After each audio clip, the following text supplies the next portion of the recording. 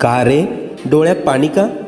फक्त यासाठीच रडतोयस ना की तुला माझ्याकडे अक्कलकोटला येता येत नाहीये? इतर लोक जातात आणि तुला मात्र परिस्थितीने बांधून ठेवलंय, याचंच वाईट वाटतंय ना? तू अक्कलकोटला येऊन त्या गर्दीत मला शोधतोस, पण मी मात्र तुझ्या घराच्या देव्हाऱ्यात मांडी घालून बसलोय. बाळा, मी अक्कलकोटला राजा म्हणून बसतो, लोकांची संकटे दूर करायला. तुझ्या घरात तुझे आईबाप म्हणून वावरतोय, तुझ्या कुटुंबाला सांभाळायला.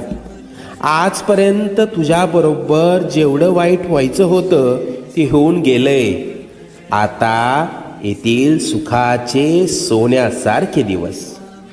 हृदयाजवळील माझ्या भक्तांना पाठवून दर्शन घडव. निश्चिंत राहा, सगळं मनासारखं होईल.